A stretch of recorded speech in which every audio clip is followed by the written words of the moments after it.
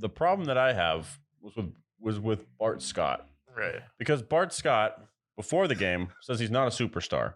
Says the only superstars in the league are Josh Allen, Joe Burrow, and Patrick Mahomes. Okay, that's fine. Whatever. You don't want to call somebody a superstar? I don't care. Yeah. You decide to call yourself what a superstar is. My problem was what he said later, which was saying that Daniel Jones was better than him. That's criminal. Yeah, that's criminal on so many levels. The fact that he can go out there with a straight face and say, yeah, Daniel Jones has more talent than Jalen Hurts. It's like, what are we even doing at this point? Jalen Hurts, you want to talk about leadership? Checks the box. Someone who can inspire a team, actually lead them to the playoffs. Okay. Someone who you don't have to rein in and baby when you're talking about him. All right, there. And then arm talent, basically the same. Maybe Daniel Jones can throw a little bit farther, but the way Jalen Hurts has come on with his accuracy has definitely been a difference maker. And then you want to talk about running the ball. Jalen Hurts is stronger and more physical. It's like, it's as simple He's a as better that. runner, too. I don't think Daniel Jones is out here squatting 600 pounds. No. I don't think Daniel Jones is out here leading his team. Really, that team was led by Brian Daboll, and Saquon Barkley was the heart of that team. We saw when Jalen Hurts went out, it was a completely different football team. They looked lost. They looked like a 500 football team when he wasn't there. With Jalen Hurts this season, they are 16-1.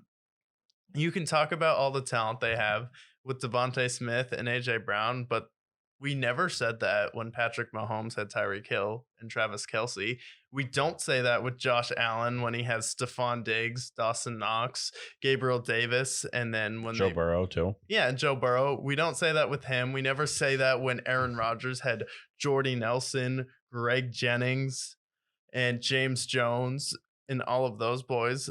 Brady even. And then he had Devontae Adams, Adam Lazard, and MVS on the same team. We never said that. So it's like, no, you only can play with the weapons you have. And to say that Daniel Jones has more talent, you're simply lying to yourself.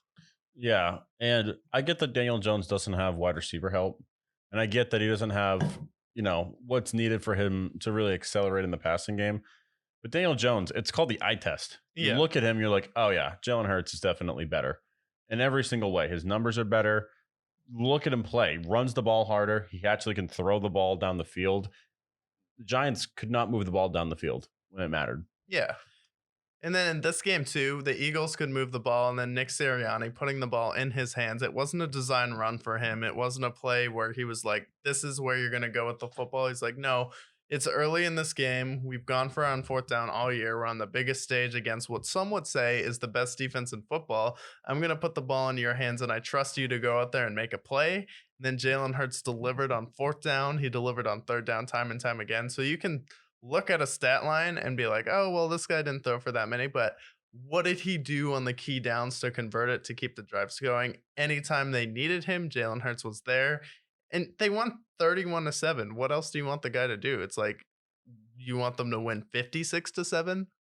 Yeah, another argument that I had that I wasn't a fan of was like, if Brock Purdy's playing in this game, the Eagles don't blow him out. The Eagles lose this game. I'm like, how do you see this game where the Eagles absolutely manhandled the 49ers? I get that Josh Johnson was the quarterback for a majority of the time, and I understand that. And by the time Brock Purdy came back in, not only did he have a broken elbow at that point, basically, Yeah. but at the same time, like, throughout this game, every part of the game, whether it be on special teams, whether it be on defense, whether it be on offense, the Eagles were just the better team. Yeah. And I understand that there's some flack that I can give the 49ers. I can give them because of the injuries. But all around, the Eagles just played a much better game. And I think even without the injuries, I think that the Eagles still would have prevailed in this